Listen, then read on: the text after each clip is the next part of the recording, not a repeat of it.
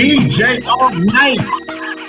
Well, we missed you week before last. Well, DJ is cutting. The DJ is DJ cutting. is cutting and scratching.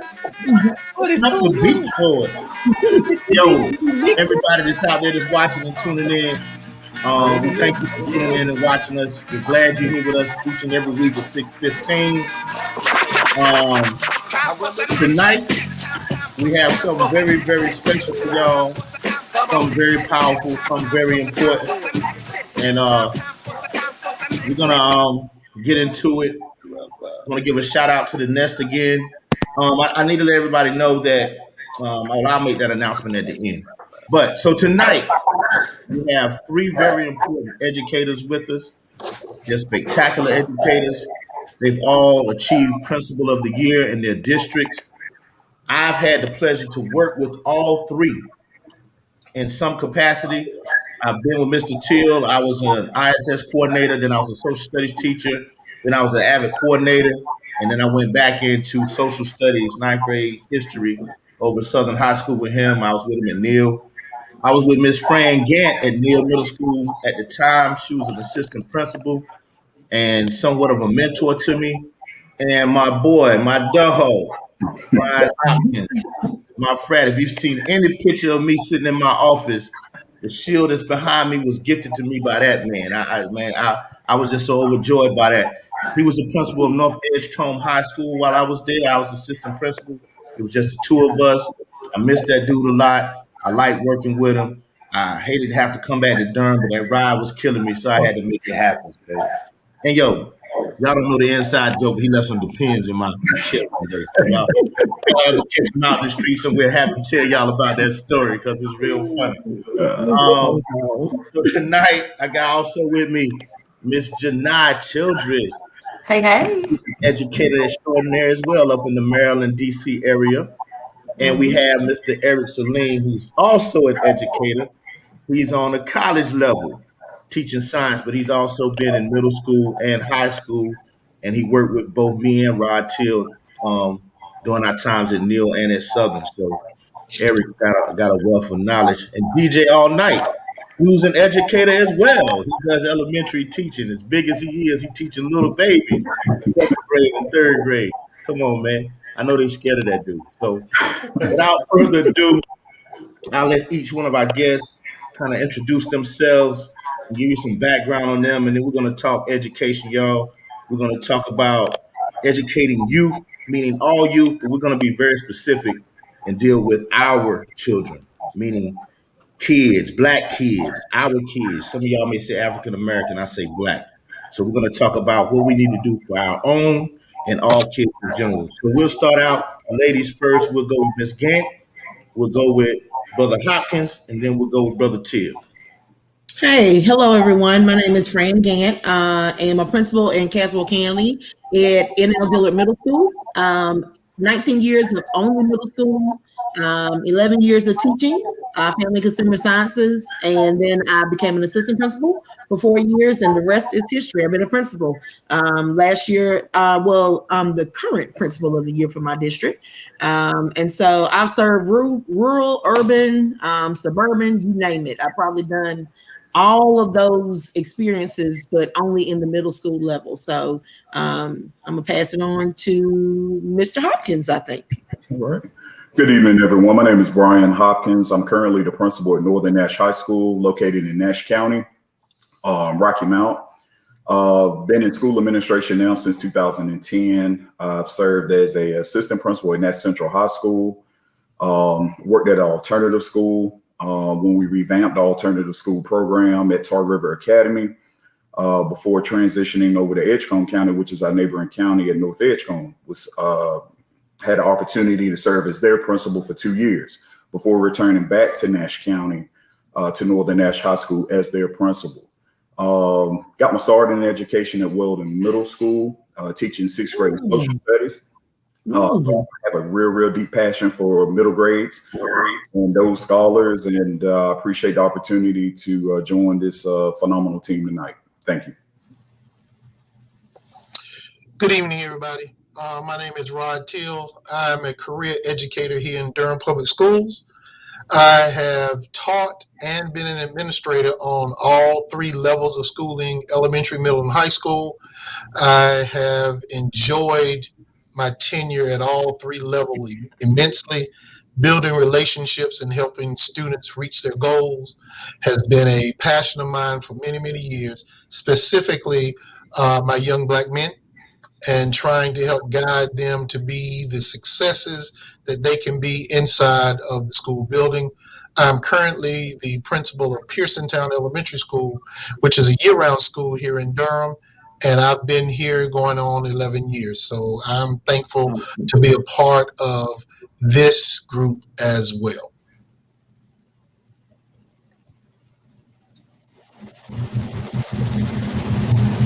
Joe, you on mute, Joe. Joe Biggs. My fault, people. I don't know why DJ All Night is going black on us, but I guess the first question is going to be, and I'm just going to go towards this pandemic situation. I know a lot of people have been very stressed with it. It's affected us and it's affected education. What do you all see as educators, and definitely principals of school? What do you think is going to need to take place to get these kids back on track? Because we know there are some big gaps. What are going to be some things you feel that need to happen to get them back on track? And these ideas you have may be innovative, may be creative, maybe summer school, Saturday academies, I don't know. But what do you think needs to take place to get these kids back on track to try to compress this gap so that they can move forward and be successful? Whoever wants to first. Well, I'll jump right in. I remember back in the early 2000s, there was this professional development in Guilford County in Greensboro called Closing the Gap.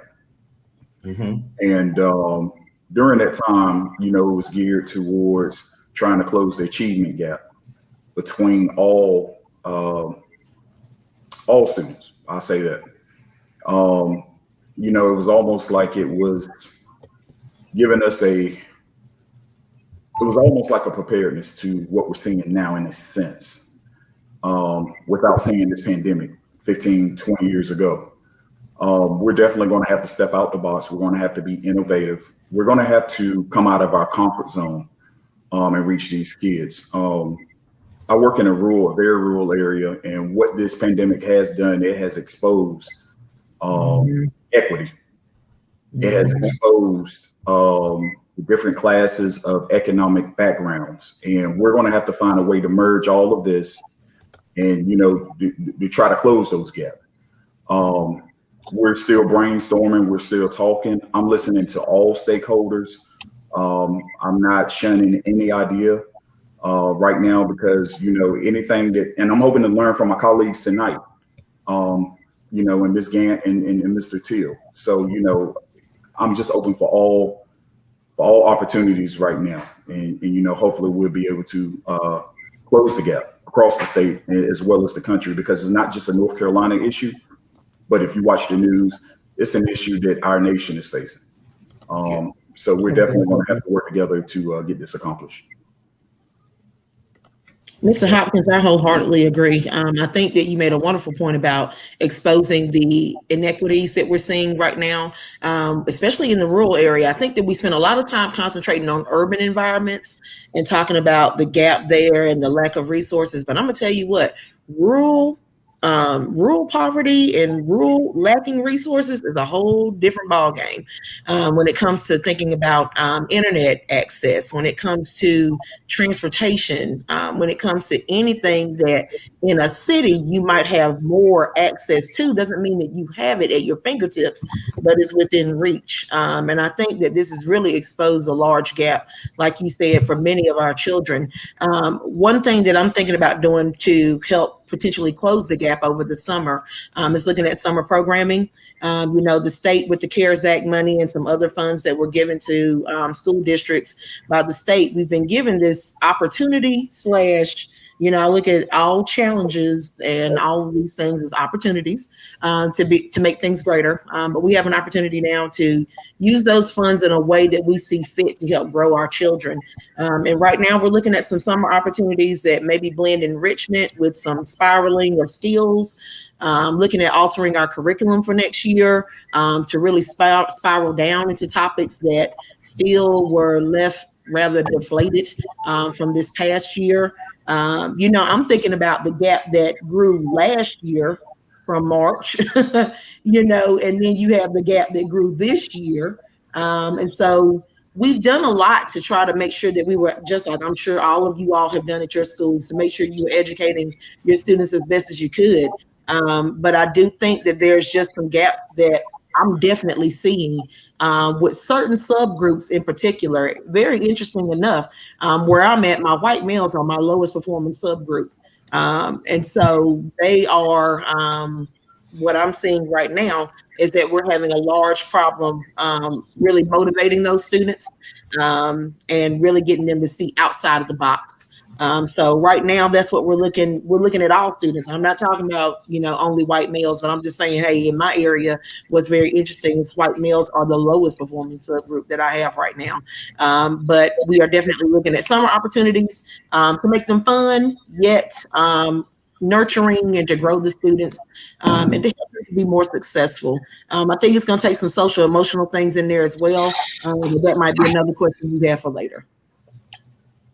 Yeah, just kind of to chiming in on what Hopkins and Gantt were just talking about. Definitely the pandemic has exposed a lot of inequities across the board. But one of the things that I'm experiencing right now, because my children actually just came back to school on March 15th. So one of the more immediate challenges that we're trying to do is to begin to reacclimate students to the school building, to make them feel very comfortable in this space again. Because before the pandemic, for the most part, and I think the other principals would agree, that for the most part, students felt comfortable being in school. And if they feel comfortable being in school, then it's going to allow them to grow and learn in the ways we want to. Right now that there's so many misnomers and a lot of misinformation out there about the pandemic and the viruses and the vaccinations, that everybody's anxieties are a little high. So I think one of the most important things, not to shy away from all the learning losses that our kids have or the inequities that were brought up by both of my colleagues. I think just because they've been out of school for more than a year, we need to reacclimate them back to what schooling is all about. At home, a lot of the rules weren't followed because they're at home. They wake up in their pajamas and go to the laptop, or they're having to move from not wearing a mask all day in front of a computer to coming into the school wearing a mask. And I know it's challenging for all students, but it's even more challenging for elementary students. And I'm pretty sure Janai can agree with the fact that, keeping a kindergarten student in a mask all day is a challenge and an accomplishment if you can get it done in any right. So I think just showing them that we're trying to get school back in its normal space and do the normal things that they're used to, and all of the things that go along with learning loss, go along with trying to challenge the system and make sure everybody's receiving an equitable account of resources and exposure to the curriculum, is going to help us quickly get the kids acclimated and get back to a system of learning that we are all used to. Now, I will say this. I do believe that this pandemic has made us rethink how we're educating children, K-12, pre-K-12, as a matter of fact. And I think that we have learned some lessons. And I do believe that this virtual space that we were kind of forced into will not go away anytime soon. I think we're going to have to really learn to adapt and be able to maneuver utilizing that virtual space, because what most people won't tell you and what most people won't say is that there are a lot of kids that were successful in the virtual space that were not as successful in the school space because they were more inclined to be able to work independently, not have all those distractions. And if you give them an abundance of work and you strategically pace it out for them, they can work independently by themselves behind the computer and get the work done. So we need to not only rethink how we're doing school when the kids come back to the brick and mortar building, we also need to know how we can acclimate the lessons learned from the virtual space and utilize that to propel kids as well in that area that have done extremely well. Okay. Now, Fran and Hopkins both mentioned being rural. Fran went a little bit further, talking about, you know, not having access to a lot of things, internet and stuff like that. So, and you all may not be able to answer this question. You know, I ain't trying to put nobody's job in jeopardy to put you on a squeeze, but you know, I'll say what I feel regardless. So, I just saw today that they're thinking about having sports gambling in North Carolina, and they're saying, "Oh, that'd be great funding for education." Well, we know we have a North Carolina lottery, and the lottery was supposed to be based on helping education. Where that money's going, I don't know. I don't see it. I don't see it going to education, and especially when we talk about inequities and being equitable in those rural areas, and then quote low performing or minority heavily populated schools getting that money. I don't see it. And I think that we have people up in our government that are hiding behind the fact they can throw out education and that's like a catchphrase and that'll make people accept certain things. I'm not against sports gambling and I'm not against the lottery. I'm cool with both of them. But do you all see there being a disparity or negligence on our state government with using the funds for what they say they're going to use them for? And you know, we all know that we're not being paid what we're worth, especially when we have a colleague on this screen that is up in D.C. and probably making more than every principal on this screen. So teaching kindergarten. So I love it to death. But so y'all talk about that when they always throwing that veil of education to make these things pass and saying they're going to use that money. Do you all see that money coming to your schools or coming to benefit education? You know, I think the problem with the legislature in the beginning is that the money doesn't come until it's so late. Our state legislature has a real hard time passing a budget in a time-friendly manner. You know, the money, when it does get to us, like I'm just going to speak on, you know, when I got my money this year, it was late fall. We're going into wintertime and I'm just getting my budget for the school year. And not to mind you that most principals have a short window to spend that money because that money, you have to have that money spent by a certain day. So here you are in the middle of a pandemic. I'm gonna speak for myself. I'm in the middle of a pandemic as a principal with a budget. I have no kids in my building.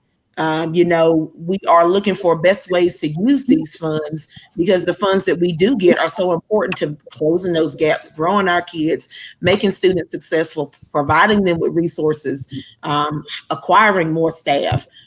You know, so these things are used in various ways. And here it is November. And I'm like, oh, well, great time to get my money. We've already had the first quarter of school, you know, without funds. I'm not going to speak on per se. I don't know if I can intelligently enough when we talk about the money actually coming to the schools from the lottery. I've had a friend of mine that did a dissertation on that, and it seemed as though the money does come to the schools, but it doesn't come to the schools. So like I said, I cannot speak intelligently on that enough, but I can tell you, I know that our state has a huge problem with funding education adequately. First of all, let's say that. I think that in this experience of remote learning, it has really exposed the magic of teachers. It has exposed the magic of high quality educators. I mean, Mr. Teal made a great point of talking about children excelling in this time. And I had plenty of students who excel during this time. And those were children, like he said, that did well without distractions. Some of the social environment was removed from them. It was a big deal. And those children did do well. But we saw teachers accelerate. We saw schools, we saw the value of education. We saw it, but how quickly that that thought can be fleeting when you think about once we come back. It's no longer like, oh, these teachers are so great, these teachers are amazing. I don't know what I did without the teachers. The teacher now is like, oh, gone back, Billy. We got to get you back into school. And I don't know if the legislature is going to put their money where their mouth is. Let me just say this. I don't think they are. I've been in North Carolina long enough. And like you said, there's someone on the screen that I'm sure is making more money than I am. I've got a friend that's a teacher in New Jersey, and she makes well over $100,000. And I'm sitting there like, hey, do they have a family consumer science opening? Because I am available. But I love what I do, so I don't change that. But I just don't know where that money goes, Biggs. But I do know when I get it, I don't have a lot of time to spend it, and I have to make very wise decisions when it comes to spending that money. I think Fran summed it up. Sometimes we don't get the funding when we need it. I think we got our budget. It was probably mid-December, maybe early January when we returned after the Christmas break. And then we had a short timeline to go ahead and spend that money. So the first thing I'm thinking about, what do my students need right now that can help them be successful during this pandemic? We were on the heels of our students returning. Our first cohort of students came back March the 1st. So when they did return to us, I think our deadline to spend our money may have been like the end of March, right before spring break started a week or two ago. And, it was our back up against the wall and polling parents and talking to students, talking to teachers, trying to find out what the biggest need was. As far as the lottery money going to those school districts, I'm probably not equipped to say. I don't sit on that side of the table. However, one of the biggest challenges that we have had with budgeting and funding over the last 10 years was just receiving those funds in a timely manner in which we could better serve our students. I think the politics around school funding has been around for years. Although Janai works in DC, there's always a fight about funding there, just like there's a fight about funding here. I think we have to recognize that everything is a trickle-down effect, and that although we may not actually see a funding source coming directly from the lottery, there is a way that the money comes from the state that goes to the district, which eventually gets to the schools. And the school's money may not be designated, oh, this is lottery money coming to your school. It may be dispersed in a different way from the district. And it's up to the district officials who handle the budget, as well as the county commissioners, to determine how much money actually comes into the schools and things of that nature. One of the frustrations for me tends to be sometimes is that we tend to be in a much more urgent need of the money getting to us quicker than the money actually, when it's delivered. Because in a year-round program, we start school in July. And it would be wonderful to be able to have your budgets in July so that you can go ahead and budget accordingly across the course of the year. And then by March, when Brother Hopkins just talked about the fact that he had a deadline to spend it, he had more time up front to plan accordingly and to spend that money, as opposed to rushing to a decision to spend some money just because it was a deadline. And had he had more time, he may have had the luxury of really doing some thought-provoking thinking about where and how, and even being more creative with how that money could be used across the board. But I think that as principals, we have learned to pivot and maneuver around all the different hurdles that tend to come our way sometimes, and we still get the job done. We can't. It's hard to sit back and not do anything when you're frustrated because your hands are tied and you can't move as quickly as you want to. But I think for the most part, you have an opportunity that once you get those funds, that you are creative enough to really plan what your best needs for your kids are, and being able to prioritize what's most important. And then because you don't have enough in a lot of cases, you have to put some things on the back burner, and it's sad that you have to kind of choose between the best of things for your kids, but that's just kind of how the way the funding sources happen for the school system. You know, I just looked it up, and I just saw on the lottery site that they say that 30% of the lottery money is allotted to education. They said 100% of the money goes to education, but 30% is what the legislators decide to give toward education, and they deem where that money goes, as far as what educational entities that money goes to. So that's per the lottery website. Now, you know, anybody can make anything sound like they want it to sound, but that's from the lottery website. I got a question as an educator in higher education. Could you tell me what may be transpiring in K through 12, where I have to deal with students who may just turn in a paper and expect to get an A because they turned in the paper, or students who don't do any work the whole semester, and maybe like the last 2 weeks say, well, let me make up some work so I can get a grade? Like, what is happening that I'm experiencing these types of things? That might be a whole nother show. I I might have to speak on that one too. I can tell you that those same challenges that you are experiencing, I am 100% positive that Ms. Gantt, Brother Hopkins are experiencing the same things with kids in their school. I think that the consequences for non-completion may have been watered down a little bit to kind of support more children finishing the product. It can be where there are several reasons why, or given that the children may need an extra chance or an extra opportunity to do that. And if that's an attitude that's pervasive through kindergarten through 12th grade, then it's not surprising that you may experience that there.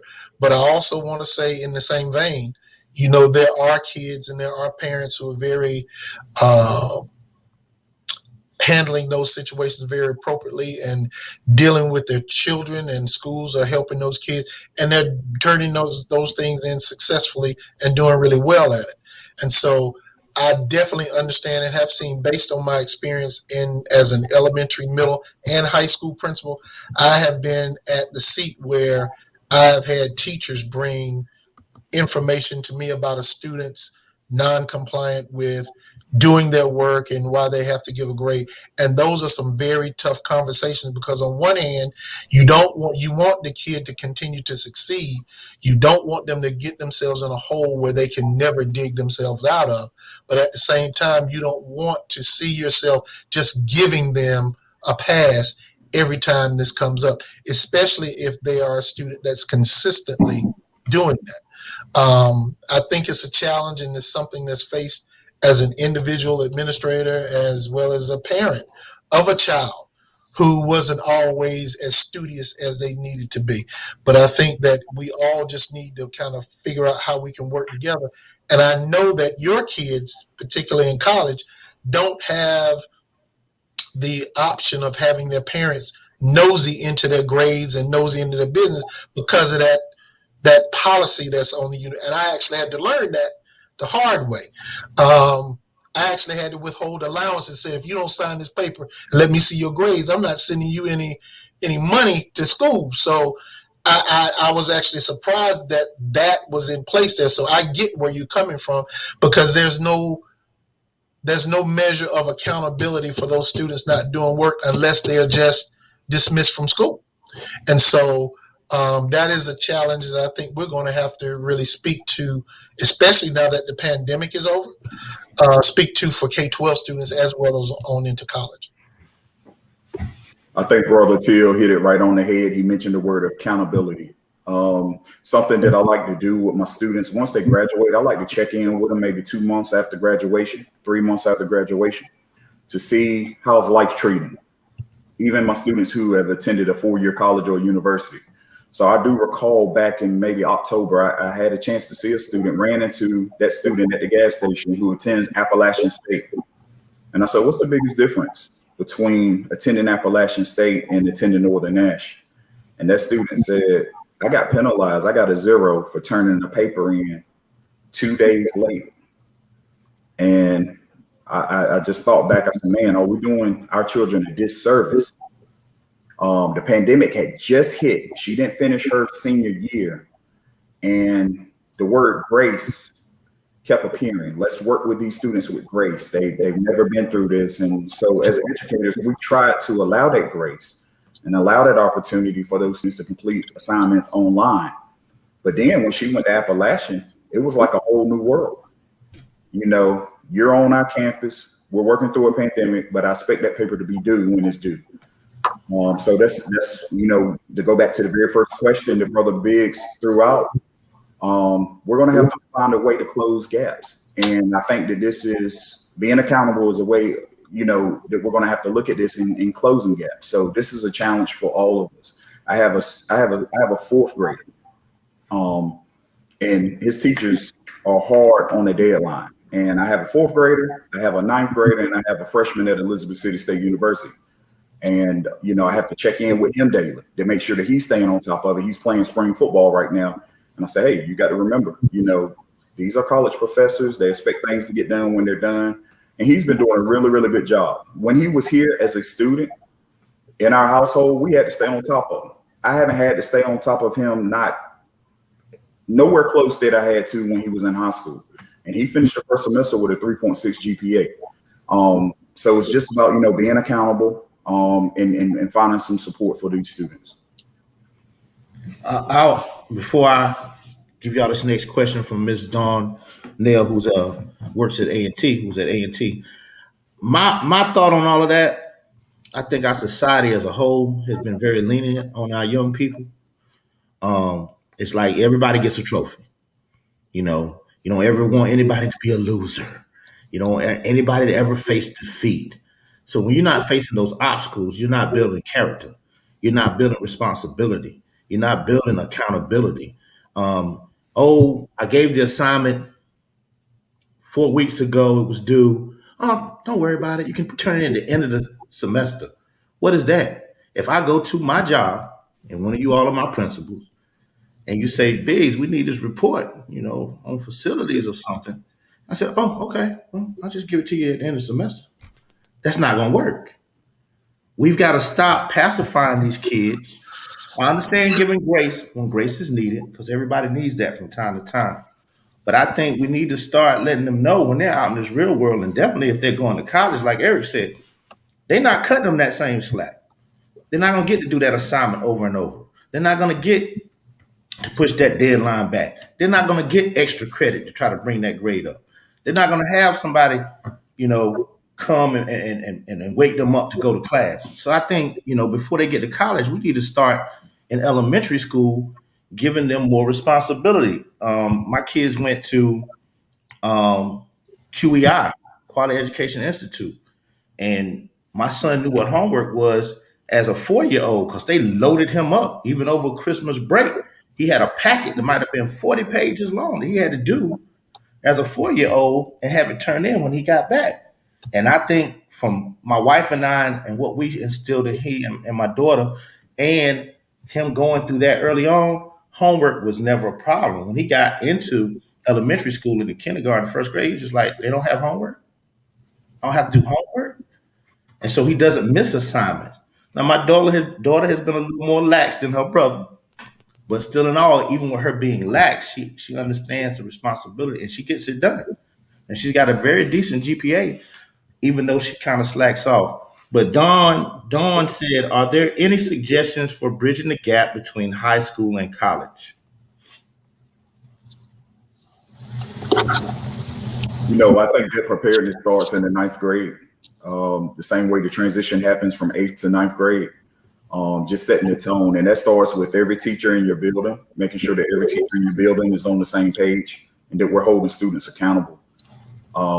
We implemented a policy going into this school year of 2021, being in the pandemic since March of last year, of when we would allow late assignments. And we stood hard on that deadline. We stood hard and pushed that message out to our parents. Our superintendent backed us on that, and it was pretty much district wide. But I just think it starts early. It starts with the transition from 8th grade to 9th grade. If a high school could have some type of summer enrichment academy to go ahead and state what the expectations are going to be, transitioning from the 8th grade to the 9th grade, that's sort of like a wake up call that, hey, we're transitioning, so there's going to be some different accountability measures, to prepare these students. I got one of the hardest and one of the most stern 9th grade history teachers that I've ever encountered. And even as a parent, when he was assigning all this work and he was having children to do papers in MLA format, I was just like, man, this is a little too much for a 9th grader, but now I see why. So when these students, including my child, when they transitioned to college from high school, they were able to make that easy transition. And I appreciate that hard teacher and that stern teacher. And I encourage him every day to, hey, continue doing what you're doing. You're doing right by children. It's paid dividends for all students who have come through his classroom. Kind of going back, if I can, to the question that Mr. Salim asked, I immediately thought about how I was raised versus the way that our younger kids are being raised. And what just continues to echo through my mind of what John Teal and Brenda Teal told me. And if they're listening to this, they're probably going to fall out of their chair. They told me, they said, Rod, the world don't owe you nothing. And I remember that like it was yesterday, and it echoes in my mind because I think that has inspired the work ethic that I have. And I just don't see that in a lot of our young people today. And it saddens me that sometimes we find that they are more looking for a help up as opposed to grinding it out and figuring it out and really going through the things that they need to do to grow in that way. But when you say that, sometimes some people take that from a harsh way, and that you're being very harsh and that you're uncaring. So I can only say that from what John and Brenda Teal said. And so Mama Teal says she is listening. She is listening. Hey, Mama, how you doing, Mama? Even though you're saying, hey, Mama, she's, I'm her favorite son. Whatever, boy, whatever. But I just specifically remember when I was a little boy, they used to tell me the world doesn't owe you anything. So if you want it, you got to get out there and get it. Now, where that disconnect has happened between that time period and now, I'm pretty sure we can point out a lot of different things that may have caused that. But even at the young age of 53, I wake up every morning, plant my feet on the ground, say my prayers, knowing that the world doesn't owe me anything. And if I'm going to get it, I got to get out there and do it. So I try to walk by example and let my work speak for myself. And hopefully that will encourage those who see me to kind of do the same thing. Crystal says her mother was downright abusive, and she thanks her every day for it. I want to throw this in real quick. We talked about some things that we've learned since the pandemic, and one thing is just the magic of technology and what technology and what students have been able to do with technology and what we've been able to do as educators with technology. But I want to kind of hit on what Mr. Teal was saying. I think that one thing that has provided some students with this immediacy, this need for something immediate, is technology. I think that, like Mr. Teal said, there are probably a million things that we can attribute to as to why the children are very different. But I do think that there is this almost like an immediate, I need something immediately. I need how many likes do I have?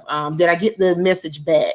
It's always looking for something to come immediate, and they don't know how to do something over longevity, is what I see many times in my school, is that when children have time to do a project, it's still like Mr. Salim said, it's like, I'm working on a project.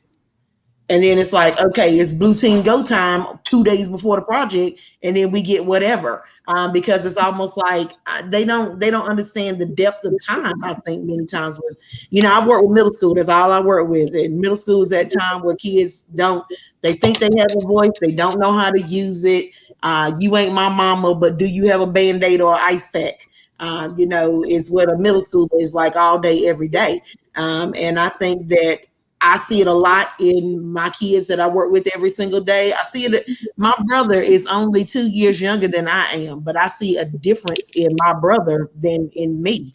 And we have the same parents. Just like Biggs was talking about his 2 children, different people, but come from the same parents. So, but I do think that technology has something to do with it, that just constantly aids that, is that they just so used to everything being right here. They can't see the forest for the trees. There's no planning. What I see with what our kids that we have now, there's no, you think about, we took the writing test out of school. My kids don't know how to write. You took the writing test away. You think about, I used to be like, boy, this writing test is something crazy, boy. And then they took it away, and I said, where is the writing test? But there's no need for a test to focus on writing. You just have to make that the focus within your school. But there's a lot of things, you think about cursive, that's gone out the wayside. All these things that we used to teach that we don't teach anymore. Financial literacy used to be in middle school. Now it's in high school, I guess, somewhere, but it's not in middle school anymore. I just think about all these things that are life skills that college professors and people of post-secondary education are seeing our children lacking. And then we go, well, what happened? Well, it's like, get those math scores and get that ELA score up, and get that science, for me, get that science 8 score up, and do what you got to do to get those scores up. And, the rest will happen. It will magically appear.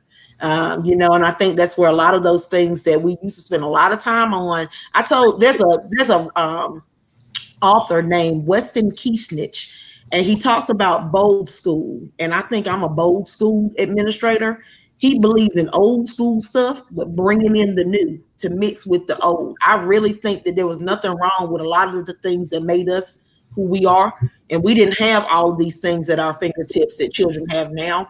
And I think that there has to be a blending of those things to get the children to see those values that we have, and to learn where they're going with the values that they have, and hopefully to blend them two together. I just think that that's a huge possibility. But I think some of those things, Mrs. Sling, that built that grit in us, have been removed from education.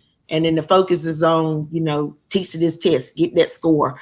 And then we remove some of those things that provide that holistic approach to educating our kids that may have made them more well-rounded. I have a question for you all. How are you going to effectively support the mental health aspect in your schools? Because with the pandemic, we all know that a lot of children, like you said, they've definitely been we've been exposed, and to look in their homes to see what's going on. So, there are a lot of issues going on, kids coming in with depression, anxiety. So how will you all handle that in your schools?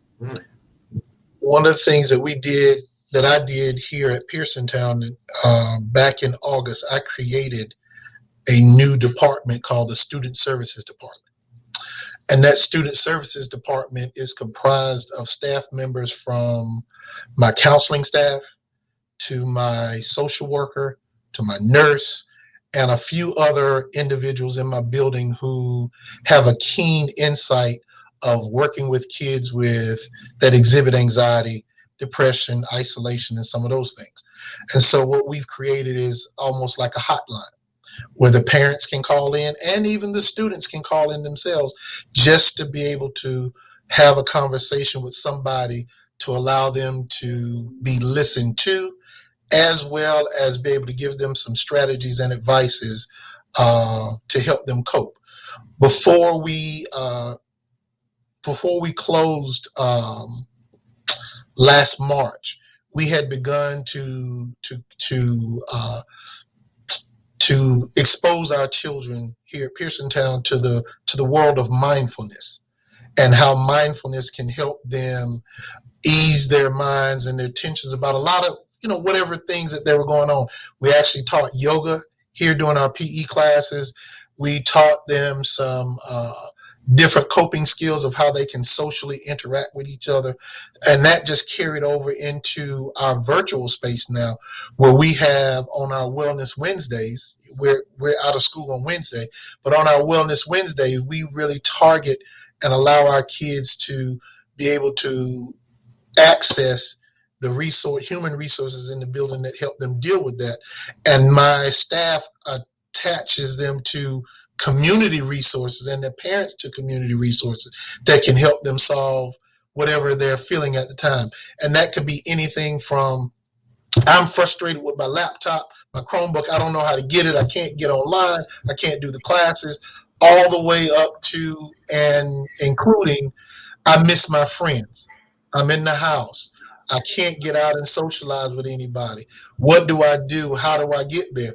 And one of the things that one my staff members created is student lunch bunch. And we used to have that a lot here when we were in school, where kids could get together and they could just eat lunch together and just talk kid stuff. And so what we did is we created that in a virtual space. So what I've done is tried everything that we were doing in the brick and mortar building, I've tried to create those spaces in the virtual world. That we call it the Panda virtual world, since we're the pandas. And the goal is to try to create every aspect that they would normally experience face-to-face in the virtual world. And so far, it's been very effective. Our kids have been accessing those resources and accessing those staff members. And we've been able to do things like deliver food to homes. We've been able to connect parents to resources to help the kids. And even those kids that are having trouble in classrooms, working with their lessons and their assignments, those staff members are serving as mediaries that if the parents can't reach them, they're being advocated for by this team. So we have actually set that up, and that's probably going to be something that we're going to continue to carry through now that we're back partially. And then once we come back full time in July, we're still going to be implementing that, because we know coming back that a lot of our kids are going to need that kind of support. As far as high school, 9 through 12, we have focused on relationships right out the gate. Being able to create a platform where parents were comfortable enough to reach out to our student support services, to our administrators, to our teachers, to tell us that, hey, I'm seeing a difference in my child. Beforehand, a lot of times it's not as easy for a parent to admit that. So we had to create some type of platform where parents felt comfortable. And in order to do that, we had to focus on the relationships. When August came, right before August, we had a virtual open house. And, we offered that to our parents, as well as, making sure that our teachers reach out to our parents. We do emotional check-ins with our students, just talking to them, seeing how things are going outside of the curriculum. Outside of teaching the standards, just trying to see where the students are, where they are mentally, how they're feeling. We've had a lot of students that, fell into a dark place because what they had known as their norm is no longer there. So we had to find different ways to reach out to our parents and to our students, and just making sure that they know that, hey, this is an open door policy. We're on the same team with you, mom. We're on the same team with you, grandma, grandfather. And we want what's best for your child and for our scholar. It's been a challenge. It hasn't been easy, but our staff and staff all across our county have really done a great job with that. Not just 9 through 12, but kindergarten through 12. We've seen it. And you know, that's something, you know, like Brother Teal just mentioned, I'm hoping that will continue to carry on when we get out of this dark place, or when we get out of this pandemic. And you know, we can just continue to build those relationships with those parents where they feel comfortable enough talking to us. I think that Mr. Teal and Mr. Hopkins really said a lot of great stuff that, you know, a lot of schools hopefully are trying to do as well. You know, so I do only middle school. That's all I know. And they are probably the most emotional little people in the world. You know, I think that middle school is so crucial, though, when it comes to really listening. Those children really feel like they don't have a voice in the middle school. You know, they feel like, you know, nobody's listening to me, because when I was in elementary school, I was in a class with this many kids, and my teacher knew me. And now I got all these new teachers, and then they go to high school. You know, I talk about middle school because there's no real gateway in middle school anymore. It used to be a gateway in middle school, but now it's, you know, you got read to achieve in elementary, and you got a lot of things going on in elementary school. Then high school is so important because you got your graduation rate. Middle school is kind of like middle children. We kind of get lost in the sauce sometimes. And so we have to really work to take care of our middle school students. So one thing that we did this year is we've always had an advisor time. And it's called Betty Block, which is bullseye targeted intervention.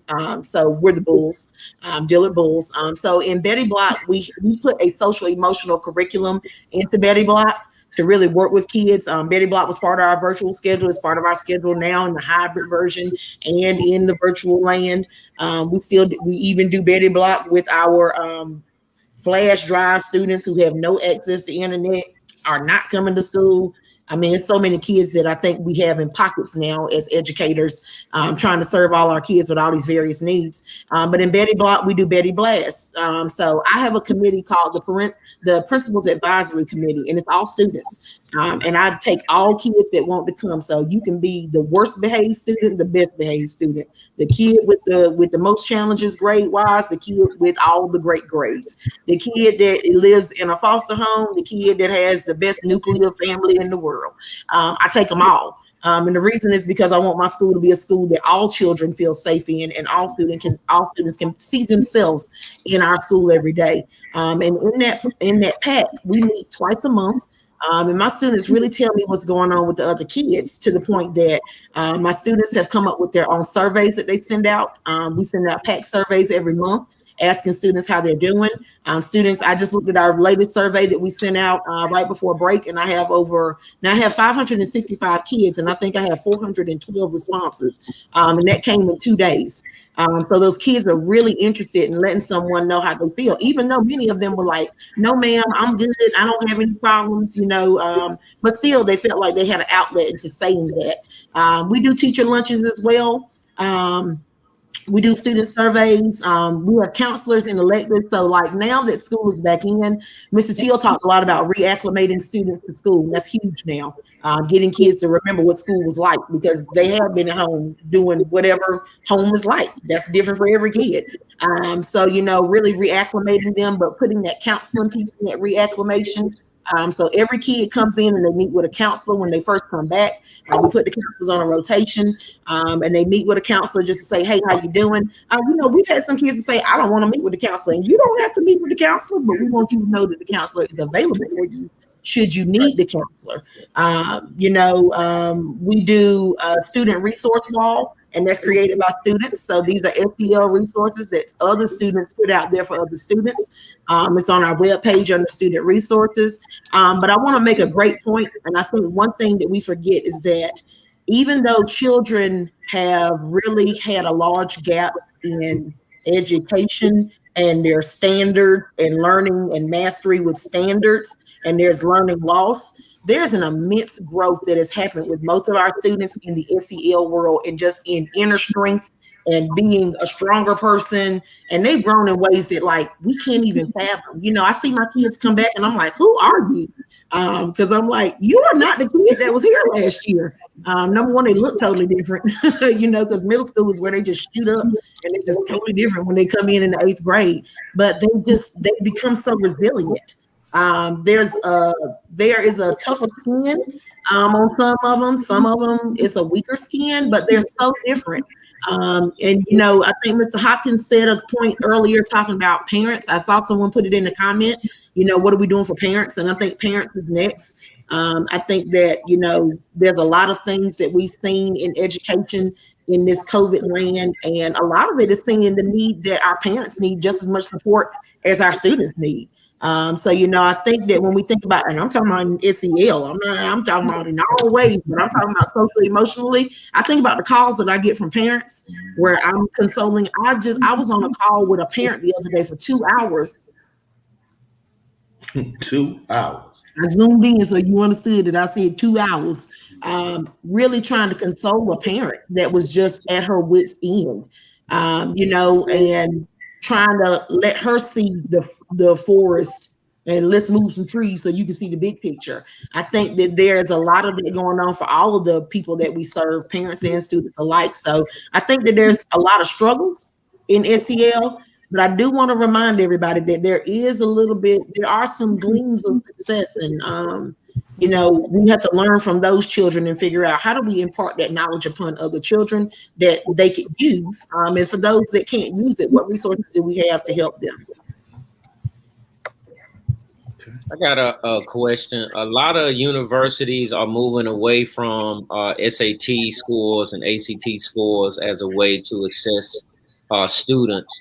Do you all see K through 12 ever moving away or modifying the standardized testing that is currently going on? I'm gonna say we were gonna do it. Now's the time, and I'm gonna put my mic back on mute. I think that as a general practice, I would hope that educators are not using standardized tests as the only measure of academic growth, that you look at the totality of what the student does throughout the course of their education. I know many kids, specifically when I was the principal at Southern High School, I can remember plenty of kids that had this immense test anxiety, and they were bright kids. But sitting in an SAT or ACT test, and under that stressful environment, the hands would get clammy, the stomach would get upset, and they just would not test well. But during the course of a grading period, or a 9-week grading period, or a semester grading period, they were knocking the box out of the grade. They were knocking grades out of the box and doing those things. So if universities I think it's smart for universities to begin doing that, because I know under my administration, I look at the totality of the student, mainly because my own children experienced test anxiety. They did well throughout the 9 weeks, and I had to advocate for them and say that based on what they were doing during the course of the 9 weeks, would you consider this child mastering your curriculum or what you're teaching them? And if you're telling me yes, then that should be just as valuable as a test score. Now, I do understand the politics around test scores. I do understand the need to have some kind of quantitative measure across the board that's going to be able to show how kids are doing on a national scale based on that one single assessment. But I applaud universities for doing that, because I can tell you that as successful as I would think I am, I wouldn't be anything if North Carolina Central didn't allow me just to come to their school, because my SAT didn't allow me to get into the schools of choices that I really want. And that was even some HBCUs. But North Carolina Central gave me a chance. Shout out to Luann Harris, who came to my house and told me that I was coming to North Carolina Central University. And they equipped me with the strength and the self-esteem I needed to push me through. And so had I been regulated to a number on the standardized test, I probably wouldn't be where I am right now. So I applaud any university for doing that. And just to kind of piggyback on what Sister Gantt and Brother Teal just mentioned, I'll make 2 quick points. The very first point, me too. I can say me too. Coming out of Halifax County, and then I attended Weldon High School. I didn't have the highest SAT score. Those schools wouldn't allow me to get into some of your bigger universities here in the state. However, I was afforded the opportunity to go to Winston-Salem State University, and sitting in my advisor's office, I never forget this conversation. I remember it just like it was yesterday. He said, Brian, he says, I'm gonna keep tabs on you through this first semester, possibly the second. This is something that we normally do if somebody scores in a particular range in the SAT. And I was so grateful for that and him explaining that to me. And it made me even work even harder to show that, hey, you guys took a chance, you gave me a chance, and, I'm not gonna let you down. So I was able to stay on that dean's list semester in, semester out, and I worked really hard, and it made me grind, showed me, how to develop those steady habits. Now, if we're talking about currently right now, if we're going to get away from this type of testing, I think the opportunity is here. I'm seeing that some of our bigger universities are no longer requiring these tests, and it's opened a lot of doors for a lot of minority students. And I just think, right now with our current situation with the pandemic and everything that we have going on, now is the time that we need to take an opportunity for that. And let's recognize the opportunity to have to grow financially. That's right. These colleges have lost money. That's right. And if they don't allow a release of some of these strict standards, because kids in the absence of going to school, they found other ways to educate themselves. So they got to put themselves in a position to be able to recruit and retain money coming in so that that university can continue to thrive. So they are also looking at ways to counteract things. Like I said earlier, we've all learned something from this pandemic, and I think they're learning to pivot as well. And I would dare say that they're going to find out that students that they normally haven't been allowing to come into school, if they give them a chance, they're going to make them proud, and they're going to be successful in those arenas. Speaking to that point, we actually have a big push happening at North Carolina Central University to recruit more students from the rural counties of North Carolina. I think they're trying to get up maybe 20 or 30% enrollment from the rural counties. So Hopkins, you might see some people from Central coming your way in terms of academic recruiters to try to get some of those students to enroll in Central. We welcome you all. Doors are wide open at Northern Nash High School. I can tell you this, you guys have definitely made a mark, because over the last 2 to 3 years, we've had a lot of students filtering into North Carolina Central and have been very, very successful. So, that's something that we welcome, and we appreciate all the hard work that you all are doing at the university. I would say, and put a plug in for my sister. She's a VP at Clinton College down there in Rock Hill, South Carolina.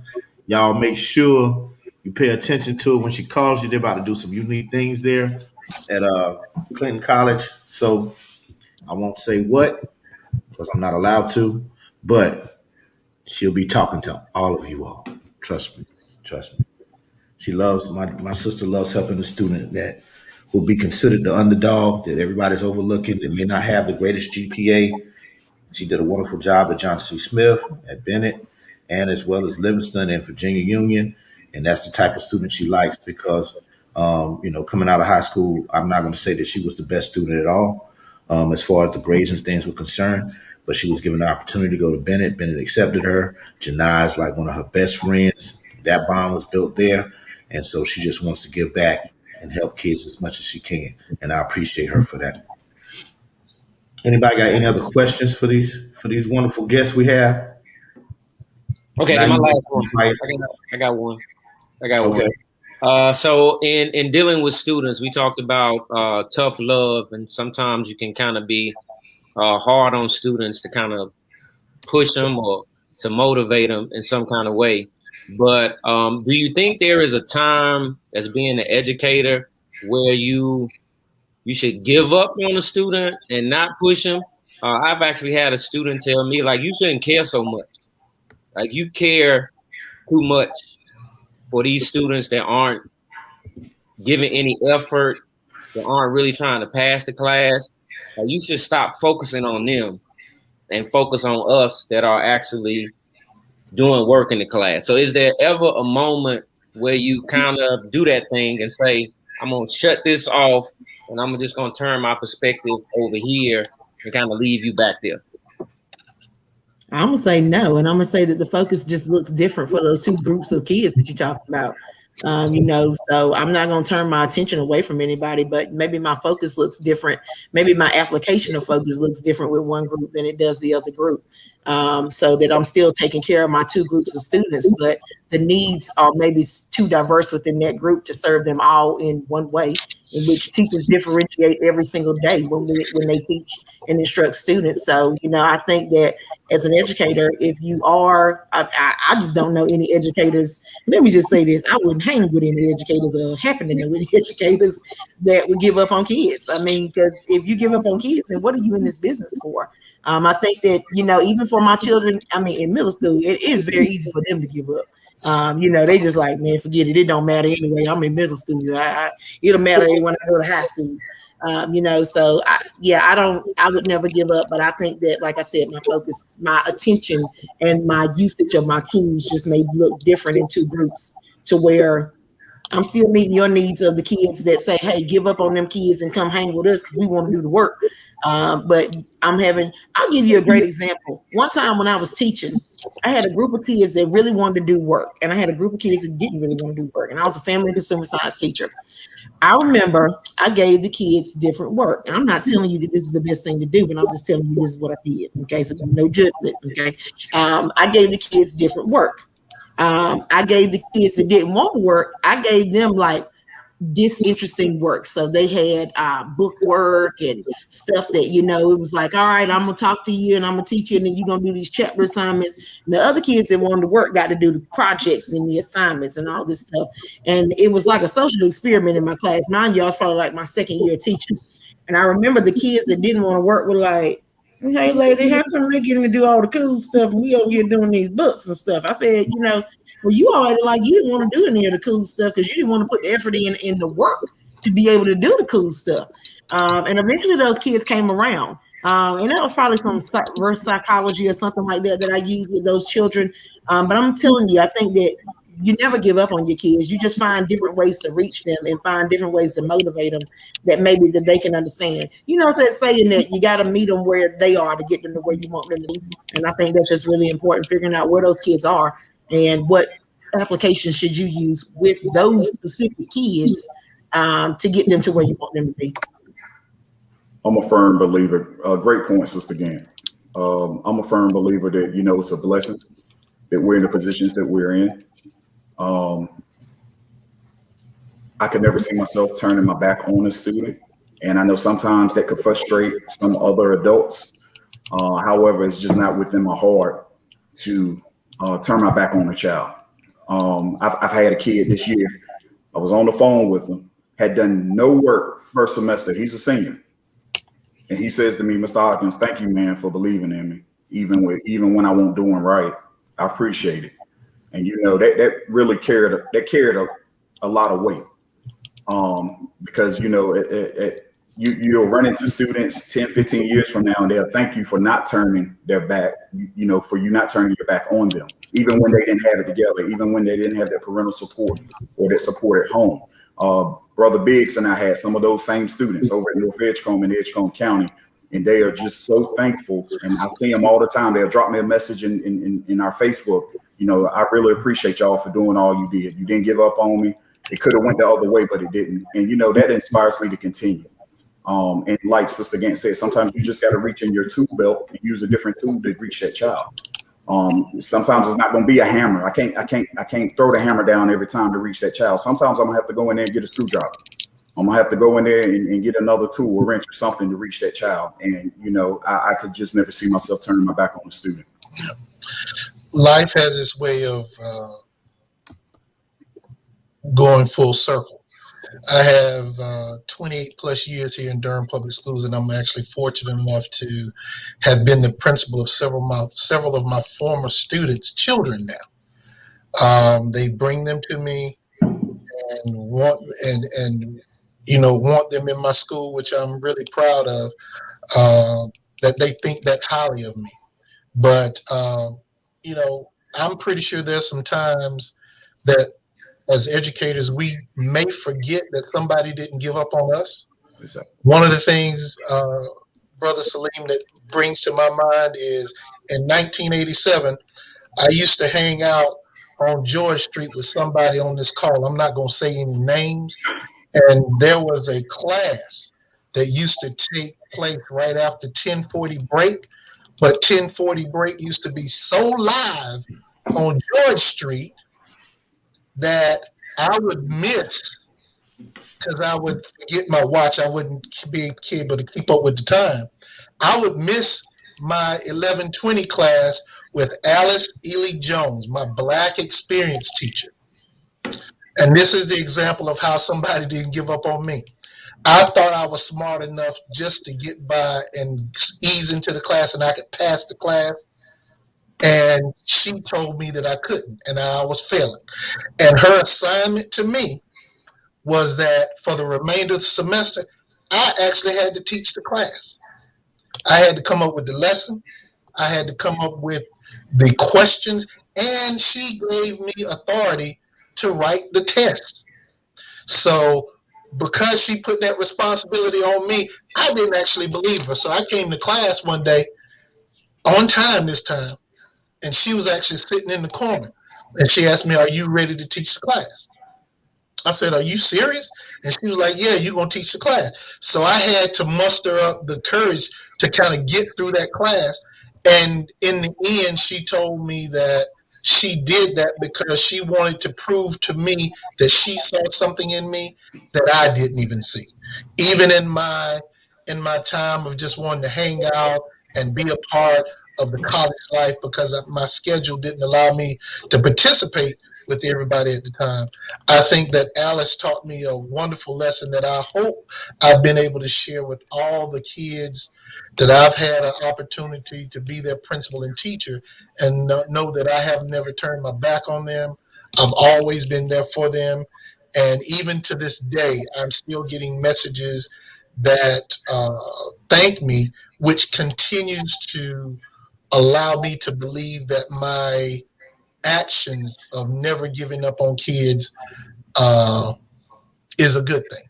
And so I did not see it then when I was fussing and trying to strongly encourage kids to do the right thing. But to hear them come back and talk to me now and tell me I taught them some great life lessons is truly refreshing and good for my soul. Right, you had that journey of the song Got People. You remember that book too? Yes, sir. Oh man, that was one for the books right there. I ain't gonna tell y'all who used to make me cut class. Hey man, I can own up to everything I did, man. Hey, and I made it out. Until made me better because they were sending me home. At least you didn't get that pink slip. I got that pink slip. We got this semester to get it together. And just like you, we talk about SAT scores and stuff like that. I wanted to go to UNC Chapel Hill. That was a dream of mine. Love the Tar Heels. SAT score was strong enough, but they looked at my classroom grades and they said, no, go somewhere else and maybe you can transfer later. And Central, actually A&T accepted me and enrolled me in classes and everything. And then I decided that I didn't want to go there. Luann Edmonds again, shout out to her. She gave me that tour of Central and away we went. And Rod came and we were roommates, housemates, and so he's not telling a lie about that, teaching that class. And definitely Central made us both better, gave us the tools that we needed to survive out here in this real world, along with our parents doing the groundwork. But yeah, I was getting ready to get put out of North Carolina Central University. They gave me the slip. I wasn't going to class. I wasn't doing anything. I was, and I'm gonna give a shout out to Rod himself. Even though we're the same age, he's a few months older than me. he tried to be my big brother daddy all the time, telling me, you need to go to class, you need to do this, need that. You know, of course, I cursed him out, did all that kind of stuff. I didn't want to hear it. But so applaud you too. We made it out. You were helping students even back then and didn't know it. Yeah. We made it out. Yeah, and even though I messed up, I got out in 4 years. And I can truly tell you, I wasted 2. I wasted 2 whole years. Them GPAs were horrible. I also, being up here, I got to give a shout out to another great administrator who made a comment. She happens to be Mr. Hopkins' better half, Tiffany Hopkins. So I gotta give her a round of applause. She's a great administrator in her own right. She's doing a lot of wonderful stuff down there in the same area that he is. And you know, that's incredible to find a husband and wife that are both passionate about education, passionate about kids, and both excelling in the positions that they're in. You know, so I know they talk a lot in the house and bounce off each other, and they have a lot of creative things and stuff to happen. So now we've asked a lot of questions of you all. Before we go any further, and we're getting to 7:32, this is a great discussion. I really don't want to stop it. I just have one thing I want to know. You all have come into education. How did you find yourself going into education? Did you go to school and have something else in mind and you got turned that way? Was it a life challenge? What happened to make you all go the route of education? Anybody can go. Tiffany, you're welcome, dear. You're welcome. So tell me how you all got into education. So I went to UNCG. I'm probably the only person on here that didn't go to a HBCU, but I went to UNCG, Spartan Spirit. And when I went to UNCG, I went for fashion design. So my minor is French and my major is fashion design. So je parle un petit peu de français. And I was supposed to be walking the streets of Paris with a briefcase and these fancy clothes. And, you know, okay, so, you know, this is my generation, so don't judge me, people. Do not judge me. But I was supposed to be like Lil' Kim's stylist, and I was supposed to make all her clothes and make all the rappers' clothes and all of the hot chicks' clothes. That's what I was going to do. I was ready. I went to school for it, and then I got an internship in New York, and I did not end up going through with all of that. And I was like, yeah, I don't really know if I remember it was a guy in my group. He was like, yeah, you know, I'm still getting coffee and I'm 4 years in the game. I was like, yeah, player, I'm not with 4 years of coffee getting. I don't really know if that's for me. I don't really think that's going to pay the bills, player. I'm going to have to find something else to do. And I remember I went back home and my mom was like, I come from, both my parents went to Carolina. You know, I got my parents educated people. So they were like, hey, little girl, what you getting ready to do with yourself? Because it's not going to be sitting here at the crib. And my mom said, you know, I heard something about this lateral entry thing where you can go and be a teacher. I was like, I don't want to work with kids. I was like, I ain't like kids. I'm not even gonna have kids. You know, kids, this, that, and the third. Next thing you knew, I was interviewing at North Ashboro Middle School for a home ec position with the principal. It was Melvin Marshall. He's now the principal of, I think, Smith here in Greensboro. But Mr. Marshall hired me. My mama went in the interview with me, in the actual interview. Yes. She was playing no games. She was like, you getting up out this house and you gonna get a job at the school with this man. And I'm gonna go in here and make sure this man hires you.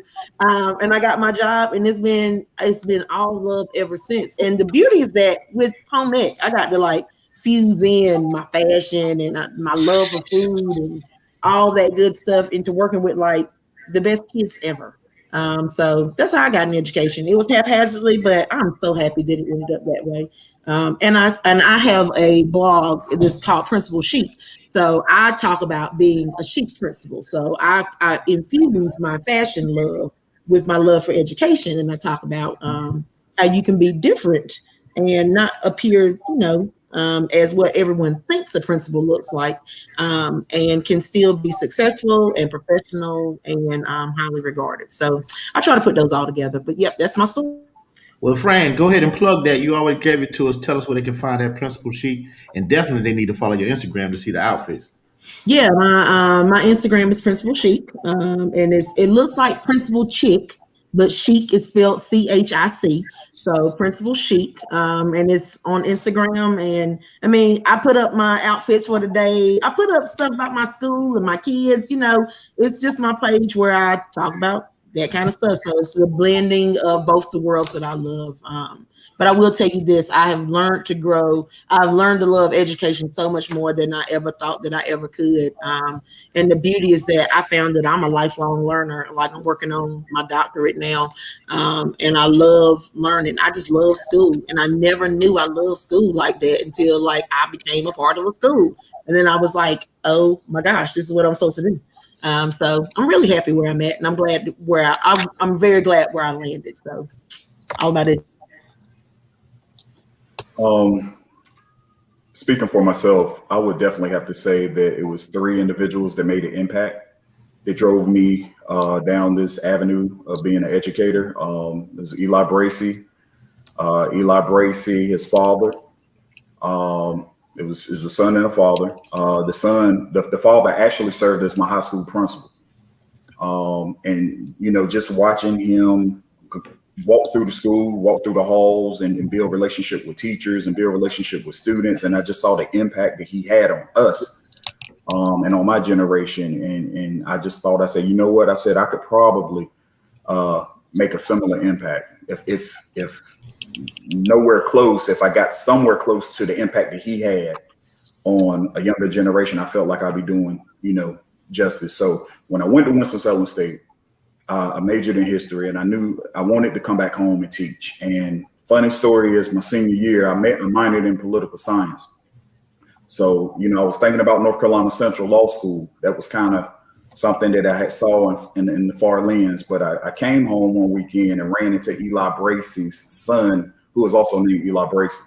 He had just become the principal. His dad had retired.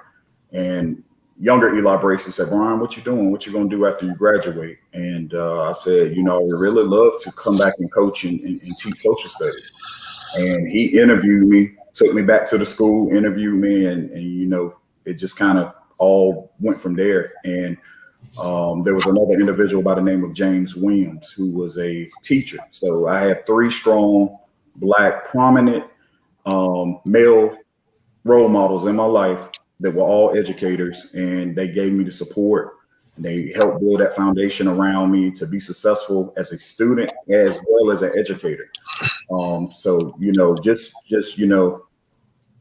each one reach, just someone having the impact on me, man. It was powerful, and I'm very thankful to them to this day. I keep in contact with all 3. And Biggs, you probably know Eli Bracey because Kim Bracey is his wife. Yeah. I knew Eli. Eli and I were in grad school together, public administration here at North Carolina Central. Okay. And then he went the education route. And Kim, I worked with her at Cellular One. Wow.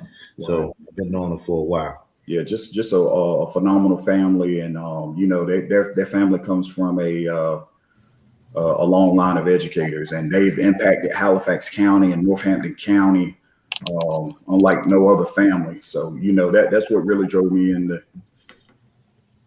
be an educator. And I'm very grateful for them and that opportunity and just the love and support that they've always shown me. Well, you all have such touching stories, very heartfelt, of how you came to realize that you were educators. I got caught up trying to run away from it. And because I come from a family of educators too, but I also saw growing up how tough it was for my parents to raise 4 kids on an educator's salary, specifically in South Carolina. And being the eldest of 4 kids, I got a chance to see a little more firsthand of some of the struggles that they have. And I'm really proud of my parents of what they did and how they did it. But I did see how tough it was, and I just didn't want that. I wanted a little more. So when I came to North Carolina Central, it was known for the law school. So I said, I'm going to start out in public administration, and I'm going to work my way to law school. And so right before it was time for me to take that LSAT, and I've already shared with you all how those high stakes testing and my experiences went, that wasn't something that really went my way. And to be honest with you, I never really sat for it. But I had a college professor that part of my senior project in public administration was that I had to go out into the community and orchestrate after school program. And so I was assigned to go to W.G. Pearson Elementary School, which is right on Fayetteville Street behind the Stanford Warren Library, the old elementary school that used to service students that lived in the Fayetteville Street housing development right across the street. And I had to go in and create programming from ground one. I had a budget and everything. And I was like, I really don't know why am I doing this? But I got in there and I got caught up and fell in love with kindergarten and first and second grade boys. They grabbed me by my heart and wouldn't let go. And so I had to spend 3 weeks in that school. And at the end of the 3 weeks, they gave me this big celebration. Potato chips and popcorn and fruit punch for Mr. Teal in the gym. And so when it was time for me to leave, they were crying. They were holding on to me, holding on to my leg, and wouldn't let go. And that's when the Lord told me, he said, this is what you were meant to do. And so ever since then, I went back to Central, got my certification to teach, started working at W.G. Pearson, that same school. And then I taught there for 3 years, and I've been in administration ever since. And I have not regretted that moment of clarity for me, because it rang so clear that I was supposed to be in education. Now, did I struggle like my parents with the salaries and everything? Yes, I did. Did I have to potluck with some of the people on this call to make sure we fed families? Yes, we did. But I did make it, and I have had a wonderful ride. And I truly appreciate those students who are now grown folk that come back and share those experiences with me to help me understand that I made the right decision. So I just tell everybody I got caught up, and that's how I got into education. Well, we got the co-hostess up here, and they're in education too, and I'm going to let them tell us how they fell into education too. Y'all not going to get away, Eric and Janai. I'll tell mine last. I actually majored in psychology, and I wanted to be an FBI agent. So that was my focus. Like I wanted an FBI jacket, and that's what I wanted to do. And I got an internship at Greensboro Day School. I cannot think of the lady's name, with the psychologist at the school. So she taught a psychology class. So she had a discrepancy in her schedule. She was like, hey, listen, I need you to teach this psychology class to these 11th graders. And I was like, what? I was on like a junior at Bennett. So I went in and taught the class, and I didn't know how receptive the students would be with me. I had a blast. It was the best time I had. And I think that's what kind of triggered my love for teaching. And this year, 23, still in the classroom, never wanted to be in admin, never really considered it. I like being in the classroom. I like being able to control my 23 or 24 students that I have. I love kindergarten. I will probably retire teaching kindergarten. And, we just special people, kindergarten teachers. So Jocelyn said that was Dr. Hornberry. Oh, Dr. Hornberry, yes. Thank you, Jocelyn. So I guess I'm up next. I was actually a toxicologist working at National Institute of Environmental Health Science before my contract had ended. So I was kind of like in between jobs. So I knew a friend of mine who was a principal at a school. And I'm not sure how we got into the conversation of me potentially working there, but I was hired at that school teaching 7th grade science. It was actually Mr. Teal. Like, I'm not sure how we got that conversation going, but he hired me 7th grade science. I was lateral entry, but I kind of bugged the system because I'm like, I know science. Like, I don't need no teacher certificate to teach what I love. So my tenure there at Neal Middle School ended after the end of, you can only lateral entry, but for so long before you have to get the certification to continue to teach. So that tenure ended, and I was again blessed to get another job at the institution that I graduated from, which is North Carolina Central University, and I've been teaching kind of ever since. So I think it was the perfect storm that led me into education. Gantt and Hopkins, you all know how you have to give incentives. What helped me get Eric Neal is that I needed a basketball coach, and I know he liked playing ball. So he and Mr. Ed Boyd were my dynamic duo, my basketball coaches at Neal that helped me staff my 7th grade team. Yeah, they known for that one day cut. They had one tryout and cut the team down to what 10 players or 12 players in that one tryout. That was crazy. I would say that staff that he put together at Neal was a great staff, man. It was real excellent what he did. Mm-hmm. Tierra said Neal Middle School was lit. Well, I'll go last. Never wanted to be in education. Hated school. I don't even know. I think I still hate school now. I work in school. I know it's necessary, and I impose that upon the kids. But me personally going to somebody's school, it's not going to happen. It's not going to happen. I thought about trying to get that PhD, and we'll see. That's just a whole lot of work, and I don't like school. But I got out of college. Both of my parents were educators, just like Rod's parents. My dad, if you're going to talk about somebody in education having a big influence on you, was probably my father. They had the biggest influence on me, just because I just wanted to be like him as a man. Just I felt like if I could be half the man he was in any area, then I was winning in life. My mom was an educator. She became a librarian. She was an English teacher, became a librarian. And then there's a whole lot of people in Laurinburg that were their friends, because in that time period, being an educator was very prestigious. We weren't really allowed to be a lot of doctors and stuff of that sort. They were few and far between for a lot of Black people. So it was a gang of people there, and Brenda Teal and Mr. John Teal being some of the people that were educators that influenced me, Miss Cromartie, Mr. Ansel Harrell, a lot of them. But when I got out of college, I went right into sales and management, and my thing was money.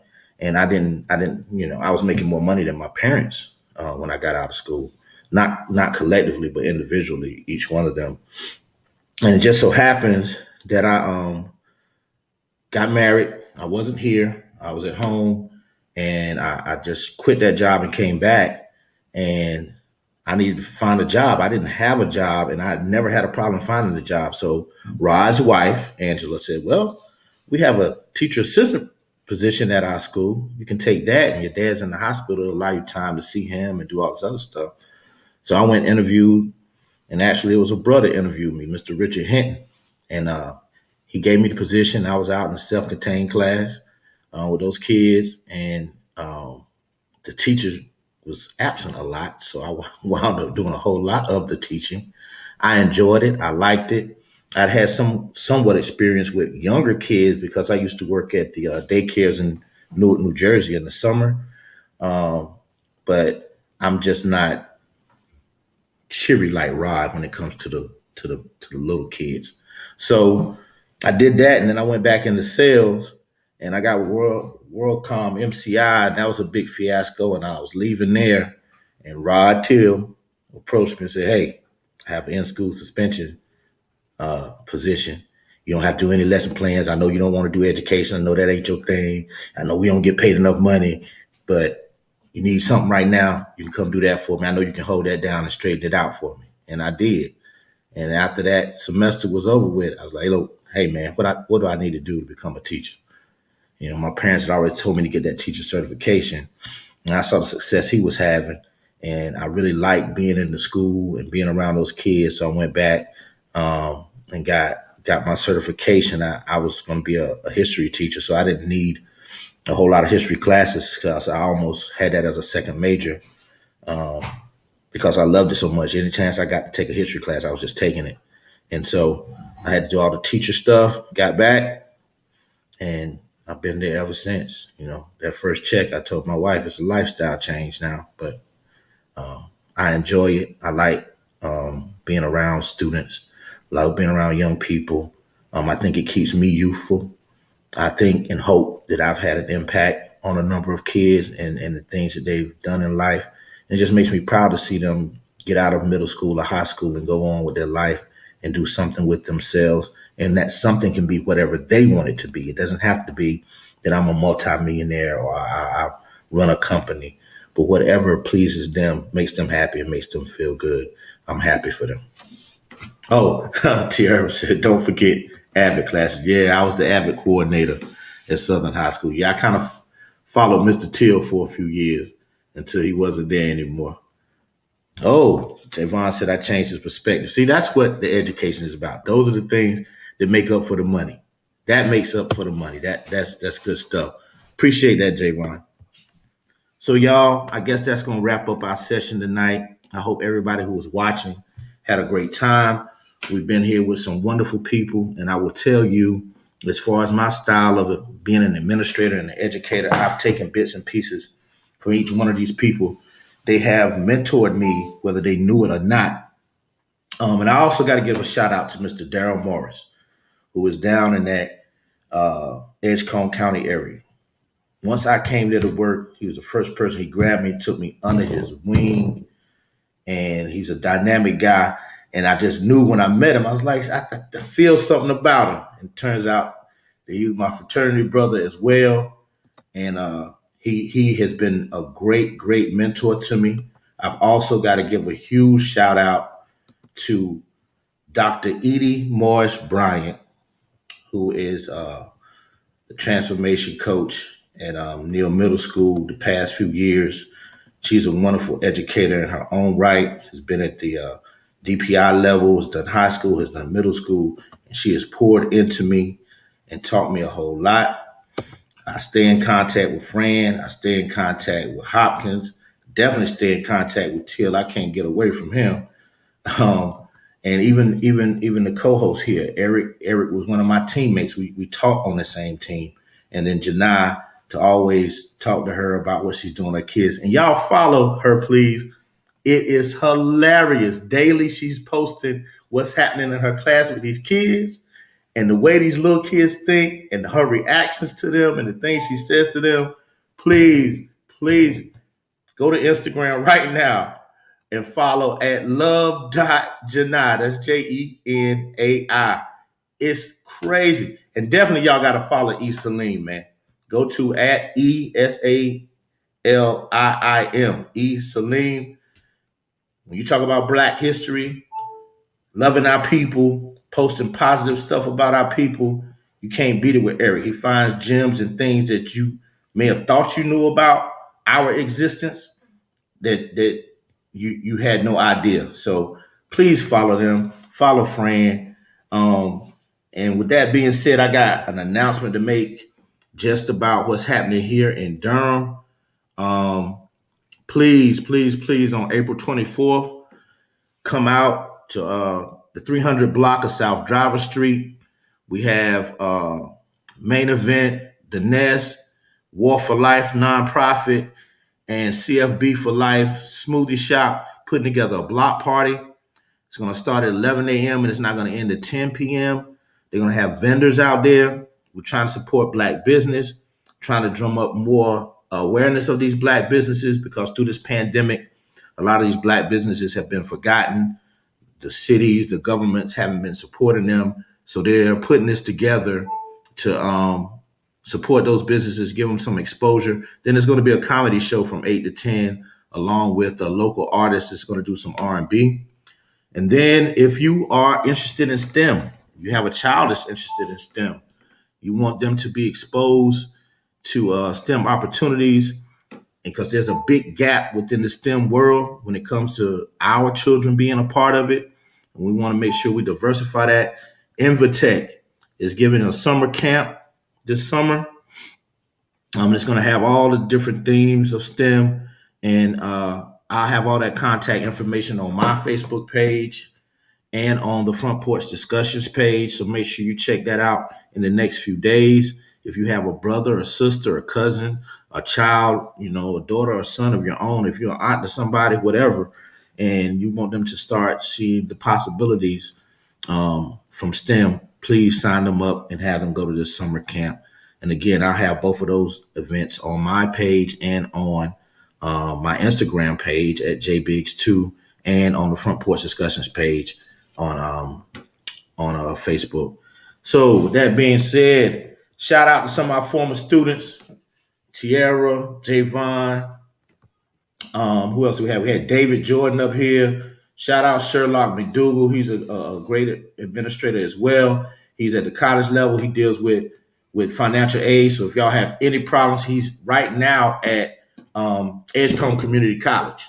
So that's another person you can plug into Hop and get some kids going, because they may not need to go 4 years straight. They may need to go the 2-year route, get all the basics, get everything locked down, and then move on. That is a wonderful way to save money as well. And he is a FAFSA guru. He's going to help you with that money. And I need to talk to you soon, Sherlock, because my daughter is getting up out of here next year.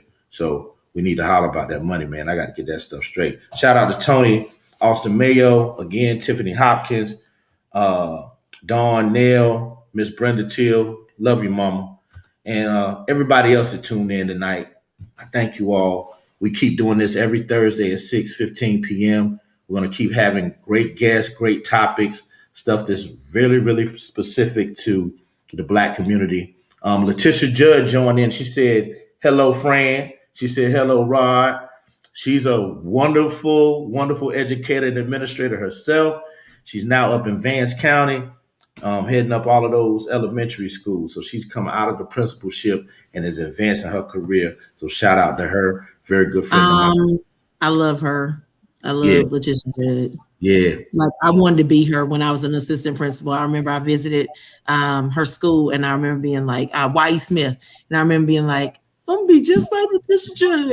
So what's up, Judd? Well, y'all, DJ all night, had to leave, so we don't have any music to leave us out with. But I just want to tell everybody, look, have a great evening, rest of the evening, a great weekend. Stay safe. Try to get your shots. Stay away from the pandemic. I know I was talking trash about the shots before, but hey, I've changed. I've swayed now. I'm waiting to take my second one on the 15th. And y'all, just whenever you can, each and everybody out there, it doesn't matter how big or how small it is. It may be something as simple as saying, hello, you look nice today. Please be a blessing to someone each and every day. Try to be a blessing to somebody every day. With that being said, I'm going to sign off. We're going to sign off. We'll see y'all later. Thank y'all for joining us again and being our guests. I love all of y'all, and I'll be talking to y'all because it's about time for me to jump toward a principalship. So I'll see Thanks y'all for later. having us. You're welcome. Bye-bye. Peace.